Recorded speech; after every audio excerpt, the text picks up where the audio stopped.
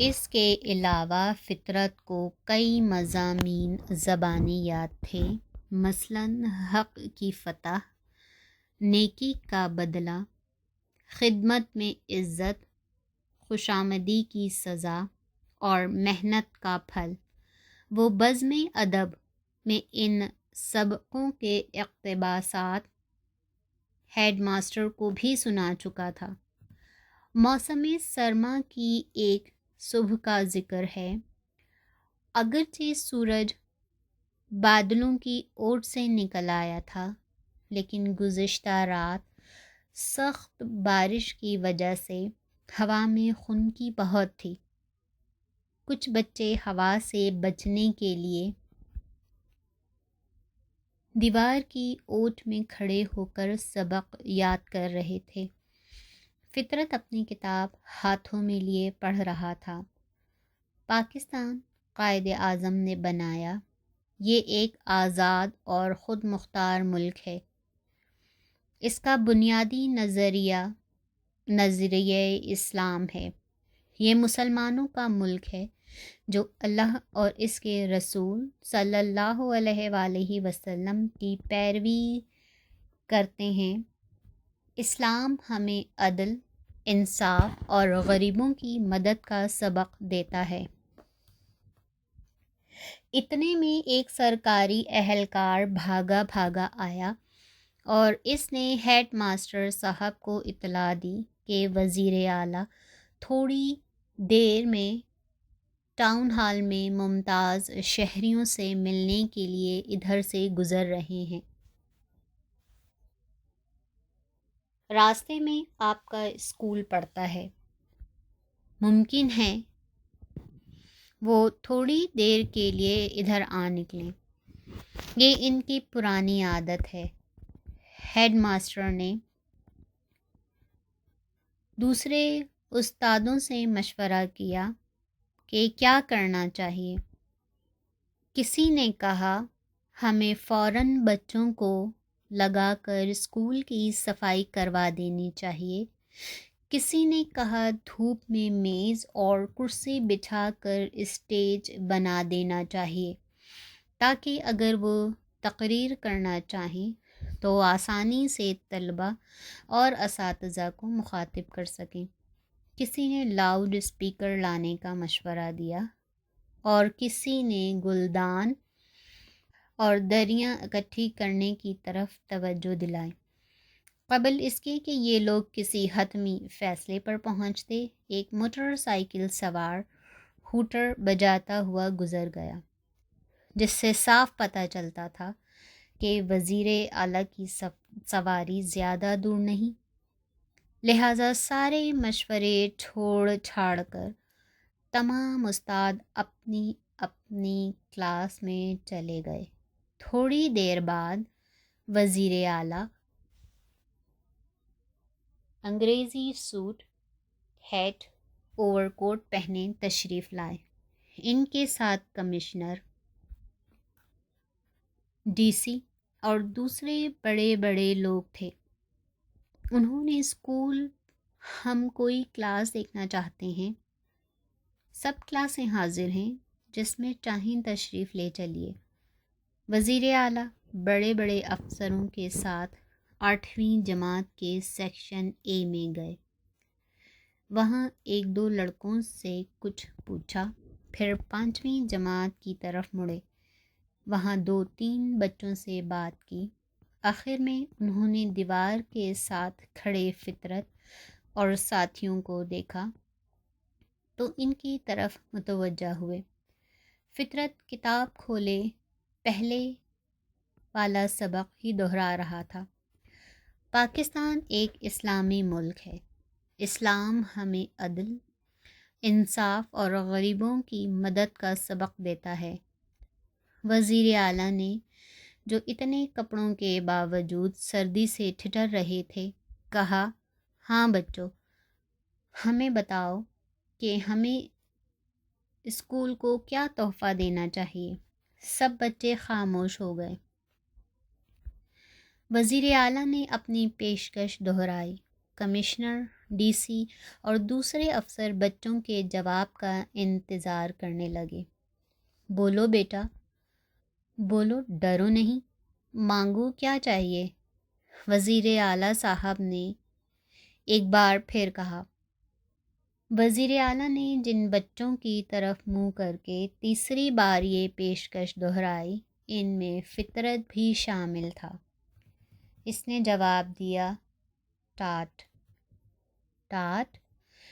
وزیر اعلیٰ نے ساتھ کھڑے کمشنر سے پوچھا، وٹ ٹاٹ؟ کمشنر خاموش رہا۔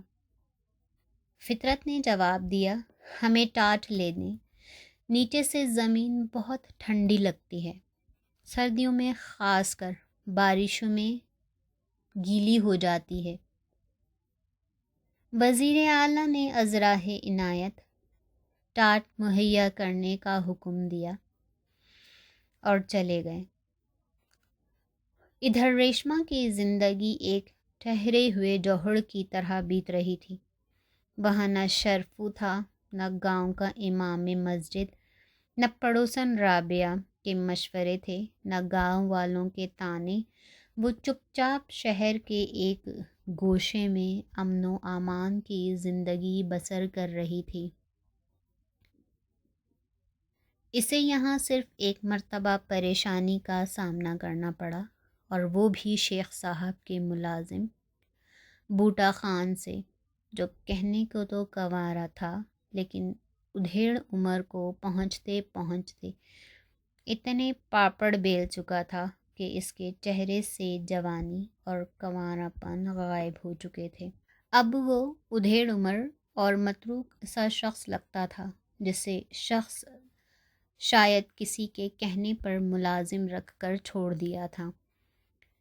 اس کی عمر 40 سال کے لگ بھگ ہوگی۔ وہ ایک دن چھوڑ کر شیف بناتا تھا، اور جس دن شیف کا ناغہ کرتا، اس روز اس کی داڑھی کے بال ریت کے سفید ذروں کی طرح اس کے گالوں اور تھوڑی پر چمکتے رہتے تھے۔ وہ بہت کم نہاتا تھا اور دانت تو شاید ہی کبھی صاف کرتا تھا۔ پتہ نہیں اس میں کیا خوبی تھی کہ شیخ رفیق صاحب جیسے پارسا اور صاف ستھرے شخص نے اسے گندے اور مشکوک شخص کو گھر میں جگہ دے رکھی تھی۔ شاید اس کا کردار اتنا مشکوک نہ ہو، کیونکہ وہ اس گھر میں کئی سال سے رہ رہا تھا اور کبھی کسی نے اس کی شکایت نہیں کی تھی۔ اسے مشکوک تو اس کی صرف ایک حرکت نے بنا دیا تھا جو اس نے ریشما سے کی تھی۔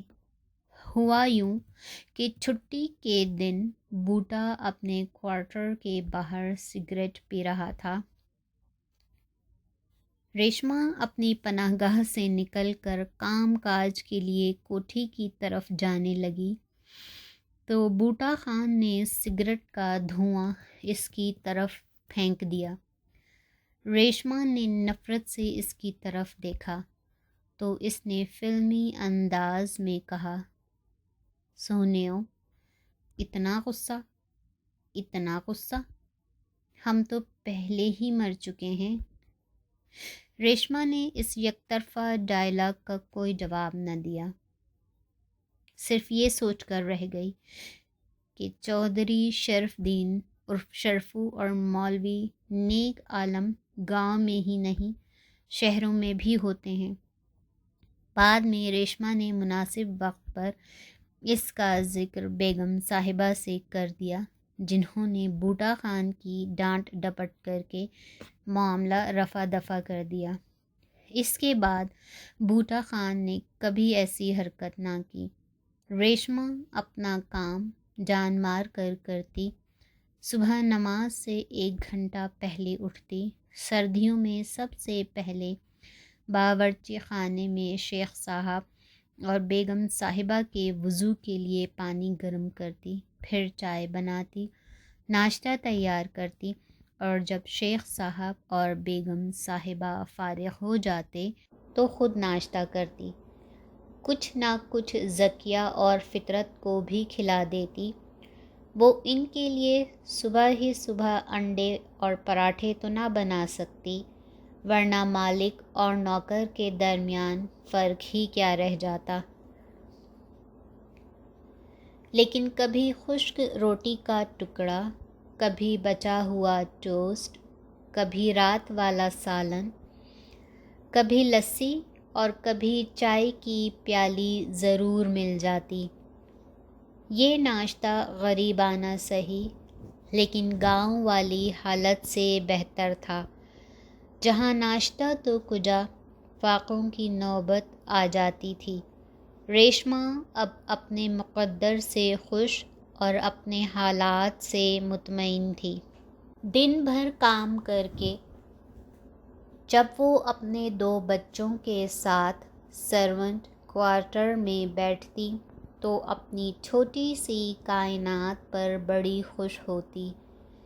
وہ ذکیہ اور فطرت کو آپس میں شرارتیں کرتا دیکھ کر مسکراتی رہتی۔